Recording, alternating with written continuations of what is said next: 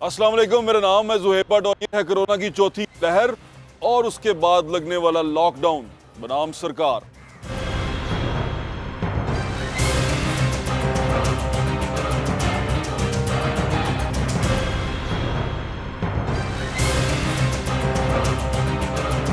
जी नाज़रीन, कोरोना को लेके बहुत सारी चेम गोइयाँ चल रही हैं। अभी सबसे बड़ा सवाल यहाँ पर ये उठ रहा है कि लॉकडाउन लगेगा कि नहीं लगेगा। हम अभी भी लॉकडाउन की तरफ सोच रहे हैं, हम ये नहीं सोच रहे कि ये जो बीमारी आ गई है और बीमारी जो हमें हिट कर रही है ये कितनी स्वेयर है, कितनी ख़तरनाक है और ये हम पे क्या असर डालेगी और हमारी ज़िंदगियाँ कैसे बदल देगी। अभी सिचुएशन ये है लाहौर के अंदर कि डेल्टा वेरिएंट आ चुका हुआ है, जो इंडियन वेरिएंट है वो आ चुका हुआ है। लाहौर के अंदर केसेस रिपोर्ट हुए हैं।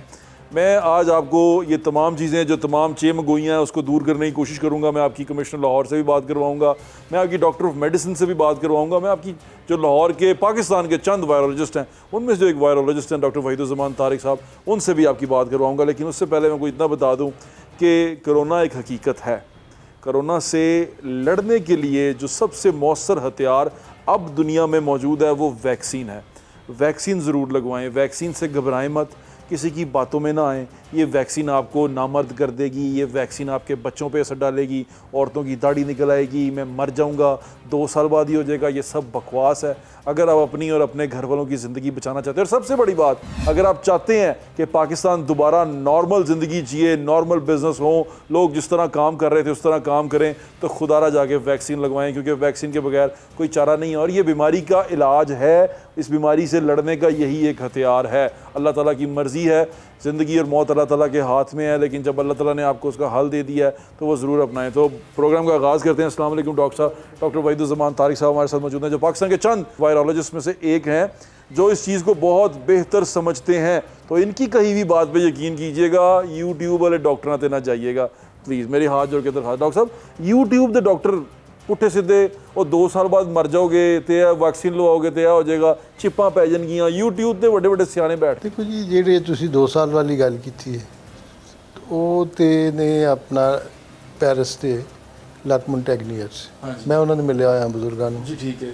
ਉਹਨਾਂ ਦਾ ਵਿਚਾਰਿਆਂ ਦਾ ਇੱਕੋ ਪ੍ਰੋਬਲਮ ਹੈ, ਉਹਨਾਂ ਨੂੰ ਅੰਗਰੇਜ਼ੀ ਨਹੀਂ ਆਉਂਦੀ, ਉਹ ਫ੍ਰੈਂਚ 'ਚ ਗੱਲ ਕਰਦੇ ਨੇ ਤੇ ਤਰਜਮਾ ਕਰਨ ਵਾਲੇ ਨਹੀਂ, ਤੇ ਤਰਜਮਾ ਕਰਨ ਵਾਲੇ ਜਿਹੜੇ ਨੇ ਨਾ ਉਹ ਉਲਟਾ ਸਿੱਧਾ ਤਰਜਮਾ ਕਰਦੇ। ओहो, ਉਹ ਗਰੀਬ ਆਦਮੀ ਕਹਿੰਦਾ ਕੁਛ people who doesn't know French ਉਹਨਾਂ ਵਾਸਤੇ ਮਰ ਗਏ। ਉਹਨਾਂ ਵਾਸਤੇ ਅੱਛਾ, ਉਹਨੇ ਇਹ ਨਹੀਂ ਗੱਲ ਕੀਤੀ ਔਰ ਉਸ ਵਿਚਾਰੇ ਨੇ ਕਿਹਾ ਵੇ ਕਿ ਮੈਂ 2 ਸਾਲ ਦੀ ਗੱਲ ਕੋਈ ਨਹੀਂ ਕੀਤੀ, ਠੀਕ, ਔਰ ਉਹਦੇ ਤੇ ਮੁਫਤ 'ਚ ਨਾ ਮਾਰ ਦਿੱਤਾ। ਔਰ ਪਹਿਲੇ ਵੀ ਉਹਦੇ ਨਾਲ ਹੋ ਚੁੱਕਿਆ, ਮੈਂ ਡਿਟੇਲ ਵਿੱਚ ਨਹੀਂ ਜਾਣਾ ਚਾਹੁੰਦਾ, ਨੈਸ਼ਨਲ ਜਿਓਗ੍ਰਾਫਿਕ ਦਾ ਪੂਰਾ ਪੇਪਰ ਹੈ। ਚਲੋ ਸਰ, ਜਦੋਂ ਉਹਨੂੰ ਵਿਚਾਰੇ ਨੂੰ ਸਤਿਆਨਾਸ਼ ਸਰ ਮਿਜ਼ਰੀ ਦਾ ਬੜਾ ਫਾਇਦਾ ਉਠਾਉਂਦੇ ਨੇ ਜਿਹੜੇ ਗੌਸਿਪ ਮੌਂਗਰਸ ਤੇ ਜਿਹੜੇ ਪ੍ਰੋਪੇਗੈਂਡਾ ਮਸ਼ੀਨ ਹੁੰਦੀ ਨਾ, ਇਹ ਮਿਜ਼ਰੀ ਦਾ ਬਹੁਤ ਫਾਇਦਾ ਉਠਾਉਂਦੇ ਨੇ ਤੇ ਜਿੰਨਾ ਲੈਸ ਨੌਲੇਜ ਹੋਏਗਾ ਲੋਕਾਂ ਨੂੰ ਉਹਨਾਂ ਐਕਸਪਲੋਇਟ ਕਰਦੇ ਨੇ। ਜੀ ਬਿਲਕੁਲ। ਤੁਸੀਂ ਇਹ YouTube ਤੇ ਦੇਖਿਆ ਉਹਨਾਂ ਨੇ ਬਣਾਏ ਨੇ ਥੰਬਨੇਲਸ ਬਣਾਉਂਦੇ ਨੇ ਜਿਹਨੂੰ ਕਲਿੱਕ ਬੇਟ ਕਹਿੰਦੇ ਨੇ। ਉਹ ਕਹਿੰਦੇ ਨੇ ਜੀ कोरोना के क्या होगा, नया वेरिएंट आ गया, कितने लोग मरने वाले हैं, दज्जाल को कौन सी औरतें पसंद, ਇਹੋ ਜਿਹੀ ਚੀਜ਼ਾਂ ਲਿਖੀਆਂ ਹੁੰਦੀਆਂ ਨੇ। ਅਸਲ ਮਸਲਾ ਦਰਅਸਲ ਇਹ ਵੇ ਕਿ ਕਿਸੇ ਦੇ ਮਾਮਲੇ 'ਚ ਬੋਲਣਾ ਨਹੀਂ ਚਾਹੀਦਾ। ਠੀਕ ਹੈ। ਹੁਣ ਵਾਇਰੋਲੋਜੀ ਦਾ ਮਾਮਲਾ ਹੈ, ਅੱਜ ਮੈਂ ਇਹਨਾਂ ਲੋਕਾਂ ਨੂੰ ਇਹ ਕਹਿੰਦਾ ਮੇਰੇ ਤੇ ਛੱਡ ਦਿਓ। ਹਾਂਜੀ, ਜੋ ਮੈਂ ਕਹਿ ਰਿਹਾ ਮੈਨੂੰ ਮੇਰੀ ਸੁਣ ਲਓ। ਠੀਕ ਹੈ। ਅੱਛਾ, ਕੱਲ ਨੂੰ ਕੋਈ ਹੋਰ ਮਸਲਾ ਆਏਗਾ ਤੇ ਤੁਹਾਡੀ ਸੁਣ ਲਾਂਗੇ। ਰੋਇਤੇ ਹਲਾਲ ਕਮੇਟੀ ਦਾ ਹੋਏਗਾ ਤੇ ਮੈਂ ਨਹੀਂ ਬੋਲਾਂਗਾ। बिल्कुल ठीक है सर। ਤੇ ਅੱਜ ਮੇਰੀ ਗੱਲ ਸੁਣੋ। अच्छा, एक डेल्टा वेरिएंट आ चुका हुआ, अब मुझे इतना बता दें कोरोना के कितने के मॉडल आने हैं, क्योंकि कोरोना मॉडल अल्फा, बेटा, गैमा और अब डेल्टा, डेल्टा प्लस। क्या देखो ना, 2 चीज़ें बढ़िया सिंपल। बाद वायरस ऐसे हैं जिनकी टाइप्स होती हैं, कुछ वायरस होती हैं उनकी टाइप्स जो होती हैं वो नहीं होती, उनकी स्ट्रेन्स होती हैं। अच्छा, ये जो कोविड का वायरस है ना, SARS-2, ये एक वायरस है, इसकी कोई टाइप दूसरी नहीं है, ठीक। लेकिन ये RNA वायरस, अब RNA वायरस जितने भी होते हैं उनमें बड़ी तेज़ी के साथ उन तब्दीली आती है उनके जीन्स के अंदर, लेकिन तब्दीली भी लिमिटेड आती है। सर, RNA का मतलब क्या है? वायरस में बाज़ वायरस DNA है, बाज़ RNA है। इसका जो RNA है ना वायरस का, जो अंदर स्ट्रक्चर, जो इसका जिसको आप कहते हैं जीन्स, जिस वो जो है वो है तेज़ी से तब्दील होता।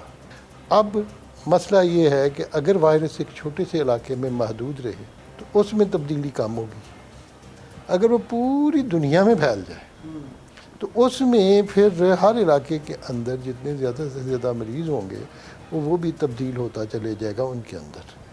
अब ये हुआ है कि हिंदुस्तान में लोग क्योंकि बहुत ज़्यादा वेल कनेक्टेड हैं, आपस में उनके राब्ते थे, या जैसे भी उनका कुंभ का मेला हुआ तो वो लोगों को वायरस तेज़ी से जब फैला तो उसके अंदर एक तब्दीली आई। नतीजा ये निकला कि वायरस के फैलाव में तेज़ी आ गई।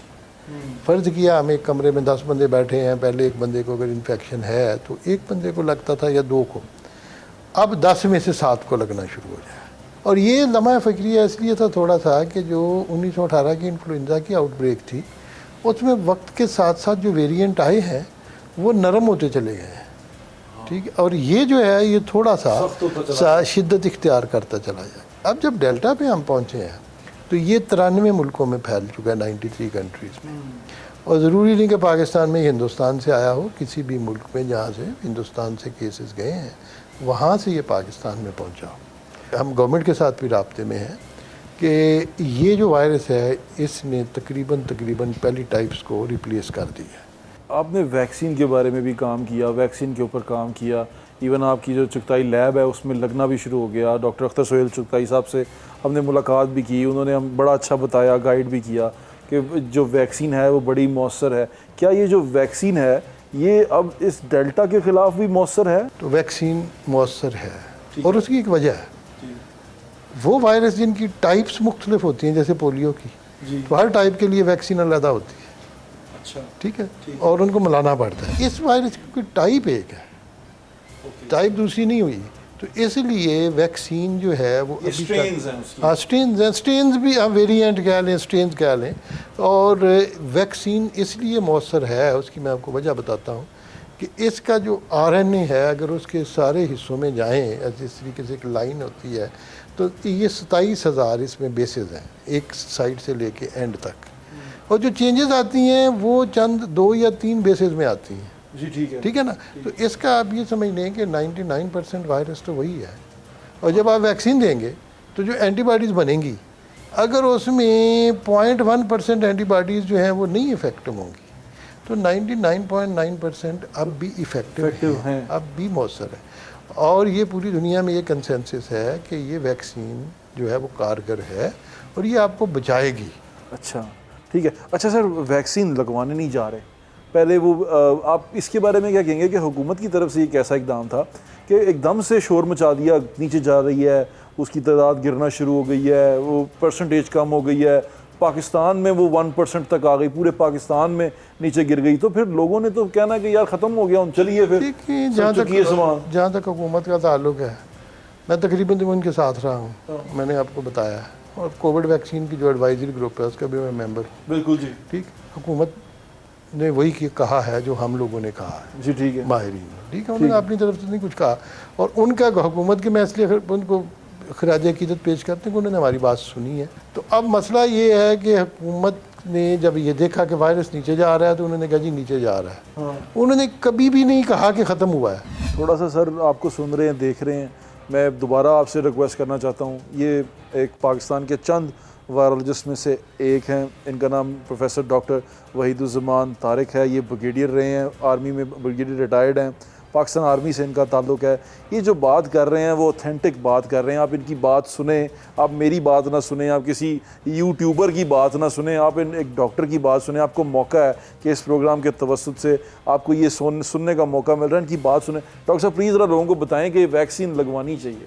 देखें, हम तो हमेशा ये कहते हैं, अब मसला ये है कि जब हर बंदा वायरोलॉजिस्ट बन जाए, खुद ही डिज़ाइन करना शुरू कर दे वायरस को, वायरस खुद ही मौसमी आज है कल और कुछ बन जाएगा, ठीक, फिर तो मामला जो हैं कौम कंफ्यूज हो जाएगी। ठीक, जब कौम को हम ये लोग अब आप देखें कि 2 तबके हैं लोगों के। ऐसे लोग भी थे जब इस मुल्क में वैक्सीन नहीं आई थी तो दुबई जाके वैक्सीन लगवाने थे, लगवाने गए ना, लगवाने गए, हमारे सामने हाथ जोड़ते थे, हमारे पास वैक्सीन नहीं थी, कि वैक्सीन किसी भी कीमत पर लगवाना। अच्छा, ये एक तबका था।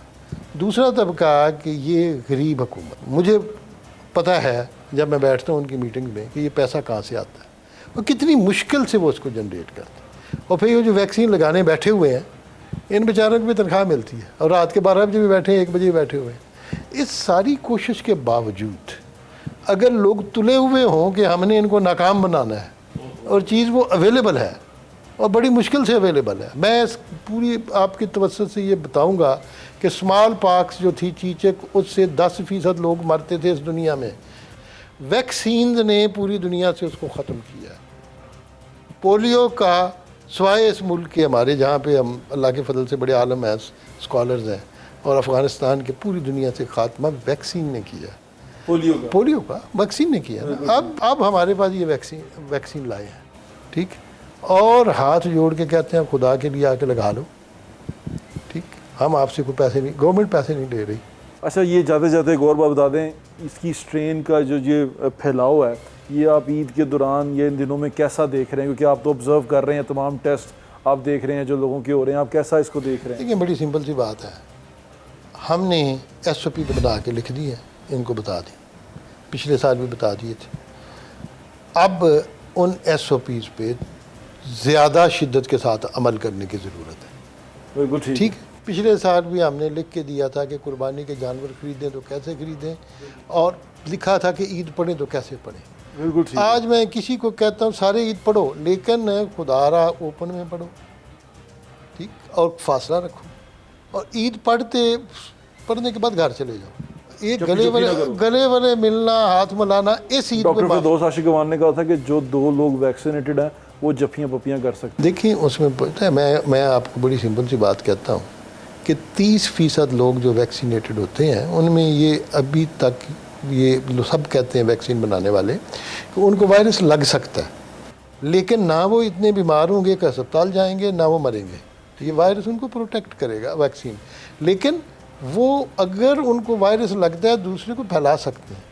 अब मैंने वैक्सीन लगाई है, मैं अब भी मास्क पहनता हूँ। तो 2 वैक्सीनेटेड लोग आपस में इजीली घूम फिर नहीं सकते, इसका मतलब? मैं अभी भी कहूँगा कि ना, अभी भी कि डॉक्टर फिरदौस आशिक अवान भी वैसे मेडिकल डॉक्टर, देखें, बात ये है कि उनकी मैं बड़ी इज्जत करता हूँ, उन्होंने कहा लेकिन देखिए फिर भी जहाँ तक ताल्लुक है वायरोलॉजी, वो मुझसे पूछते हैं। बिल्कुल ठीक है। और डॉक्टर साहब से पूछा हमने वायरस के बारे में, आए चल के लॉकडाउन के बारे में और मास्क के बारे में, SOPs के बारे में चल के कमिश्नर साहब से पूछते हैं। हमारे साथ रहे। हमें एहतियात करनी है, और पहले से ज़्यादा एहतियात करनी है। अगर हम एहतियात नहीं करेंगे तो इस बात का कभी इम्कान है कि हम जो है खुदा न खास्ता इस डेल्टा वेरिएंट से अफेक्ट हो सकते हैं।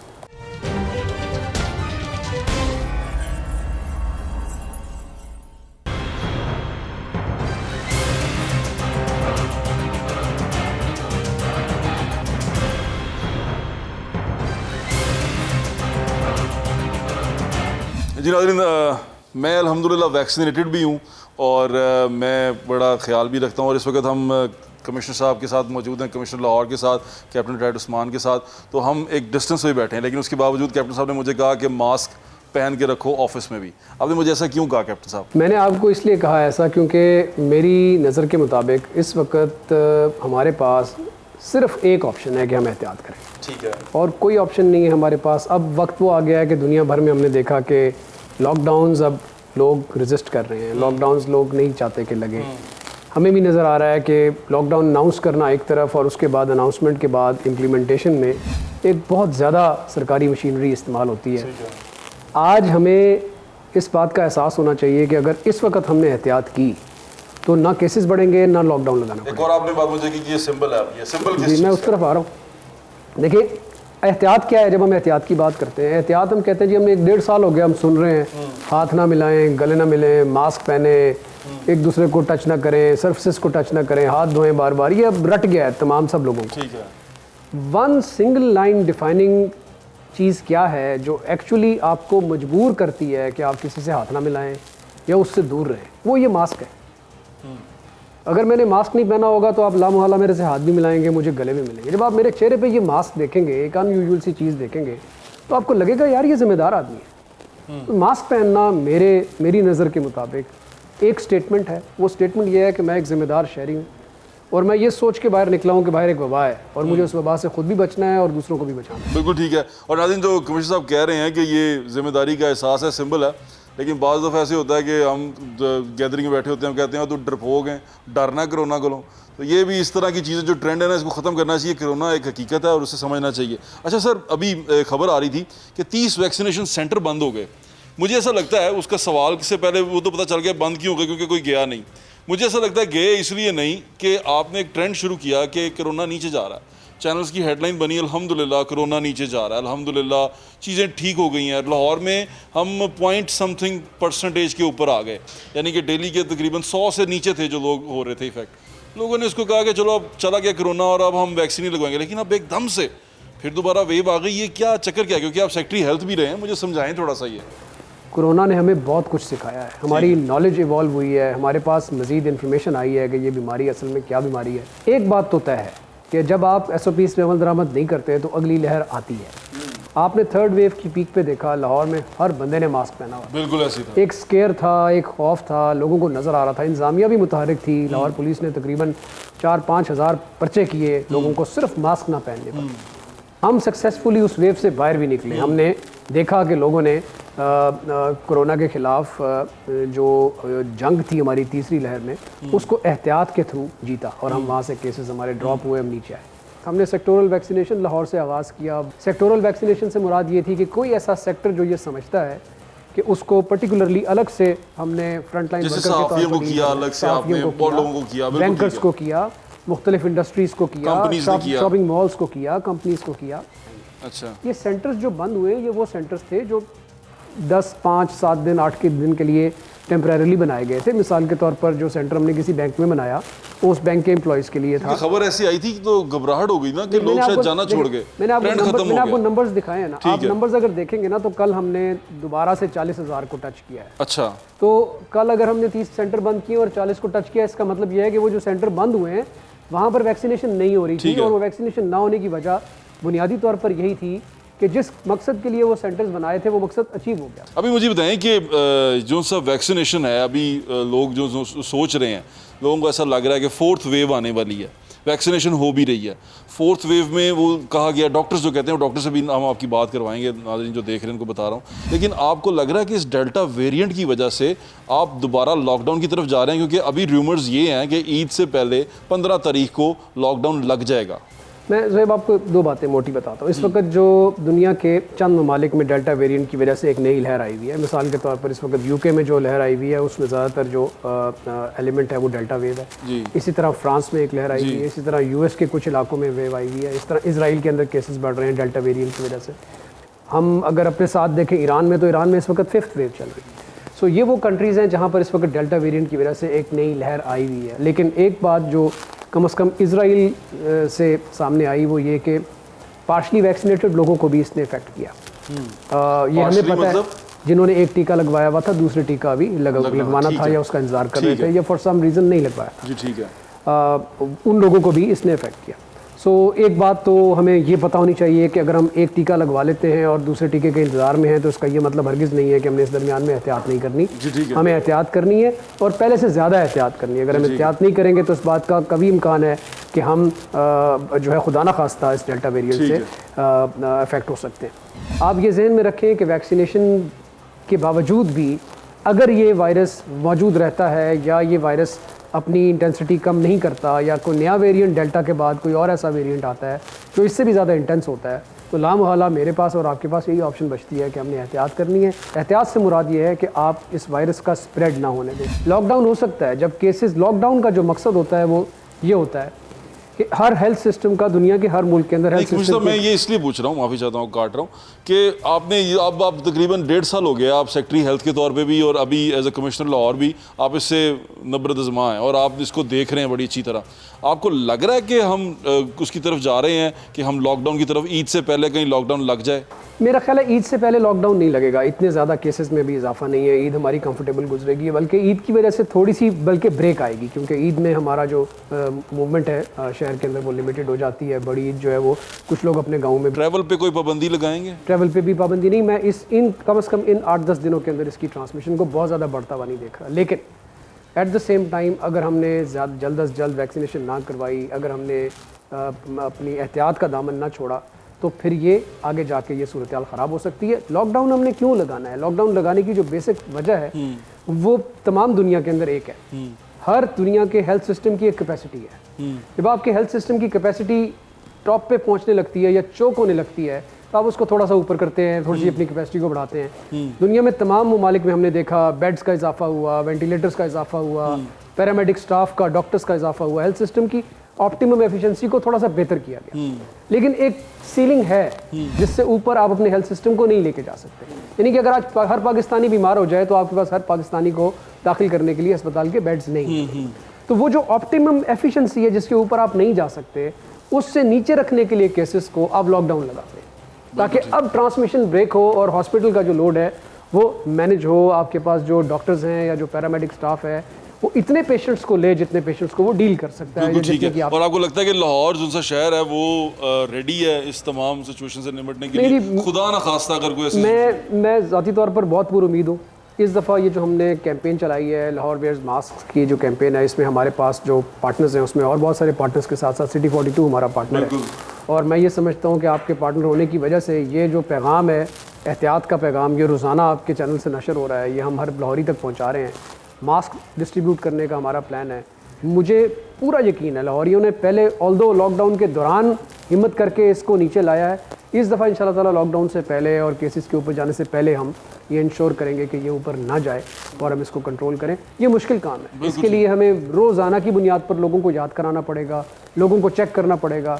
वो जो थोड़े बहुत नॉन फार्मास्यूटिकल इंटरवेंशंस हैं, मिसाल के तौर पर अगर किसी बिज़नेस को ये इजाज़त मिली है कि आपने वैक्सीनेटेड लोगों को अंदर बिठाना है, तो अगर वो ये नहीं करेगा और इसकी वायलेशन करेगा तो लामहला केसेस फिर बढ़ेंगे, फैलेंगे। इसके लिए हमें उन बिजनेसेस को चाहिए कि हमारे साथ कोऑपरेट करें। अगर वो नहीं कोऑपरेट करेंगे तो फिर उन्होंने इफेक्ट होना है, फिर उन बिजनेस को बंद करना पड़ेगा। बिल्कुल दोबारा से लॉकडाउन लग सकता है, पहले जैसा भी लग सकता है, पहले से ज़्यादा सख्त भी लग सकता है, क्योंकि ये डेल्टा वेरिएंट जो है इसकी खुसूसी तौर पर ये बात है, इसकी सिग्निफिकेंस ये है कि ये बहुत ज़्यादा तेज़ी से फैलता है। चले, हमारी तमाम क्या कहते हैं नेक तमन्नाएं और हमारी एफर्ट्स आपके साथ है। नाज़रीन जी, अगर आप चाहते हैं कि ना लगे, लॉकडाउन ना लगे, तो वो आपके हाथ में है। उसके लिए आप इंतज़ामिया का मुँह ना देखें। अगर आप खुद मास्क पहनेंगे और आपके इर्द गिर्द जो लोग फिर रहे हैं उनसे एक फ़ासला बना के रखें, और जिसने मास्क नहीं पहना उससे रिक्वेस्ट कर लें कि मास्क पहने, अच्छे लगते हैं आपको, कुछ डिज़ाइन बनवा लें।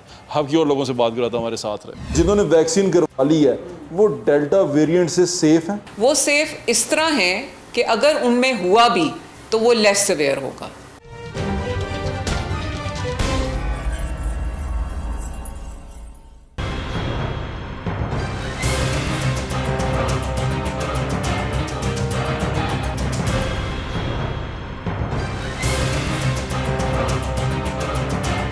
कोरोना की चौथी लहर जो सी आ चुकी है वो डेल्टा वेरिएंट है, और डेल्टा वेरिएंट का भी डेल्टा प्लस भी होने वाला है। अभी मैं जहां मौजूद हूं, जो शख्सियत से आपकी बात करवाना चाह रहा हूं वो इसमें एक्सपर्ट हैं, जो कोरोना एक्सपर्ट एडवाइजरी ग्रुप है उसकी मेंबर भी हैं, और मेयो हॉस्पिटल में बल्कि किंग एडवर्ड मेडिकल कॉलेज में चेयरपर्सन हैं डिपार्टमेंट ऑफ मेडिसिन की, प्रोफेसर डॉक्टर बिल्किस शब्बीर साहिबा। अस्सलाम वालेकुम डॉक्टर साहब, कैसी हैं आप? ठीक ठाक हैं डॉक्टर साहबा? अभी डेल्टा वेरिएंट आ गया, आपने कहा डेल्टा प्लस भी आ गया, ये आईफोन से भी ज़्यादा जल्दी चेंज कर रहा है, ये क्या कोई जानबूझ के कर रहा है या वाकई सच में ऐसा हो रहा है? ये जी जो वायरसेस होते हैं ना, viruses are known for their mutations. अच्छा। ठीक है ना, हर किस्म का जो वायरस होता है वो म्यूटेशन उसमें होती है। अच्छा। जैसे टेंडेंसी होती है कि जो जेनेटिक मटेरियल है उसका चेंज, म्यूटेशन क्या होती है, जो जेनेटिक मटेरियल है वो चेंज होता है। जी ठीक है। तो यही किस्सा कोरोना वायरस के साथ भी है। ये कोई पहली दफ़ा नहीं है।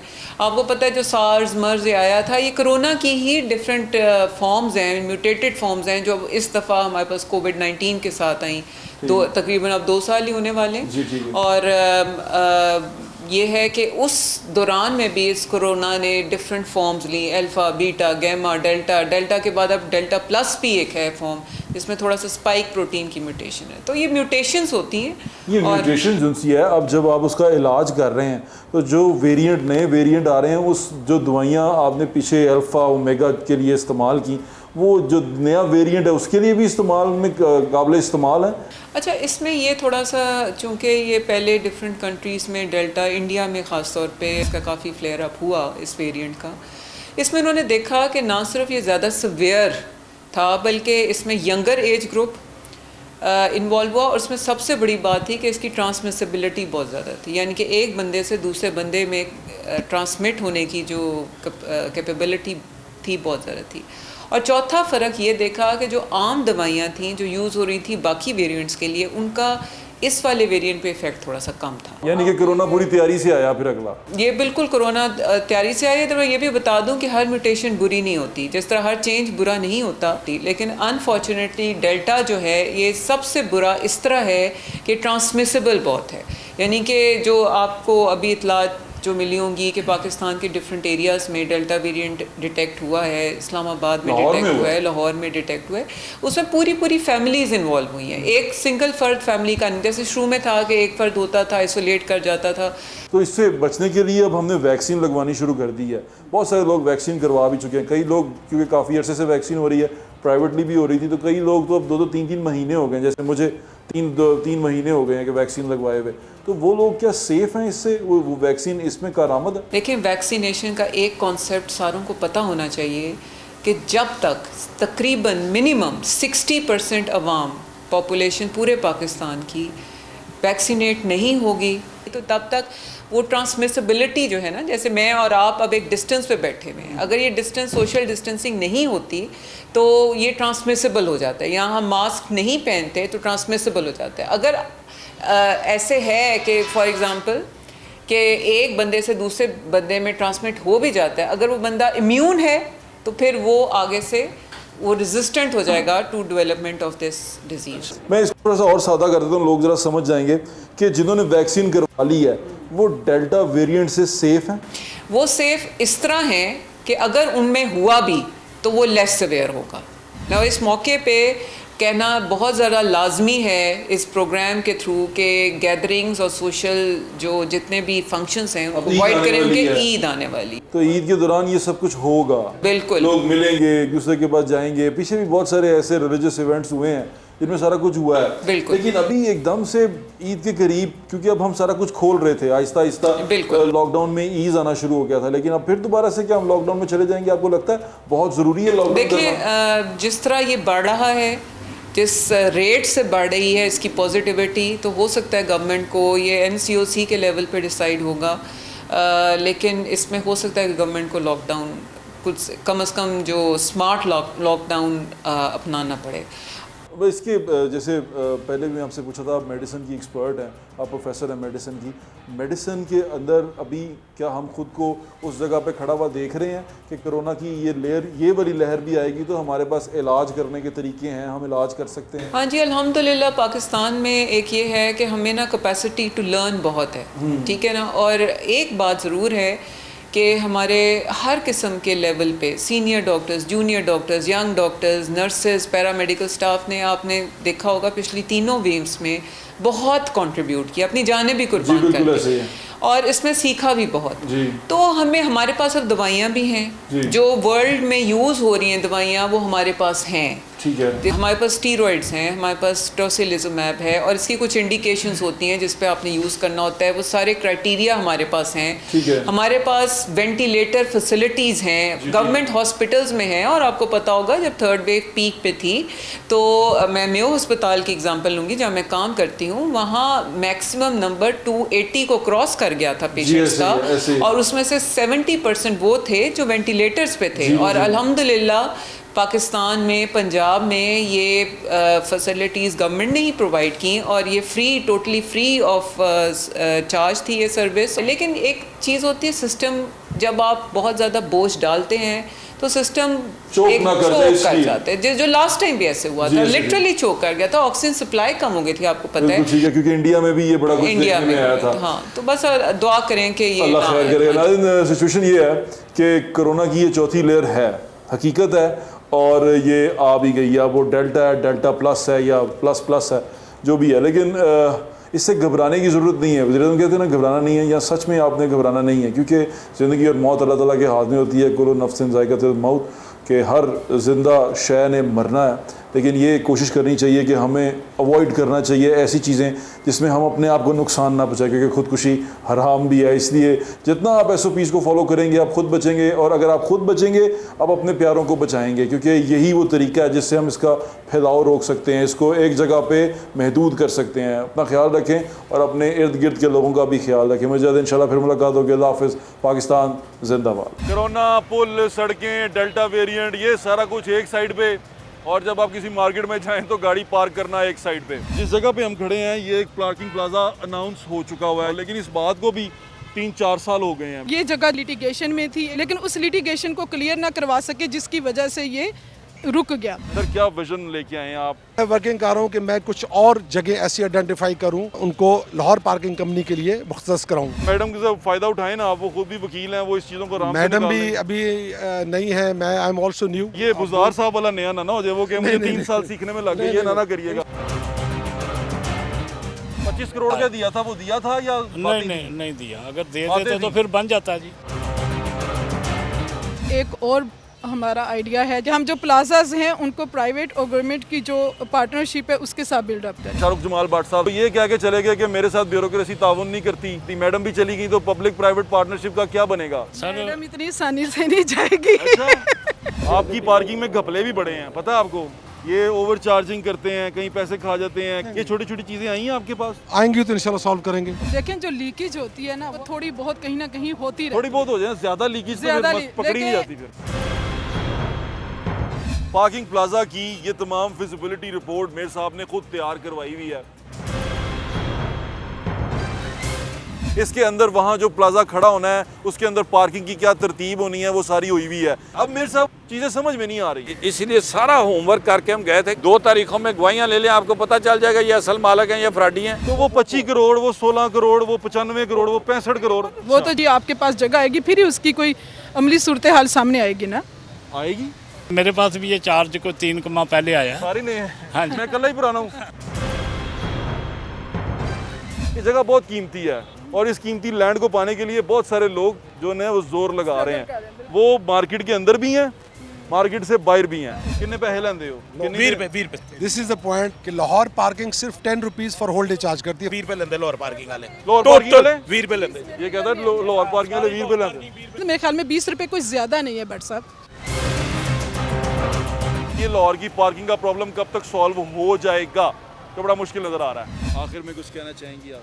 जो ब्यूरोक्रेसी है, हम कोशिश करेंगे कि वो हमारे साथ मिलकर चलें। और ब्यूरोक्रेसी जो सी है वो पर्चों से भी महफूज रहे। एक तरफ तो भट्ट साहब डराते हैं हाँ। और दूसरी तरफ कहते हैं जी इनिशिएटिव्स लें।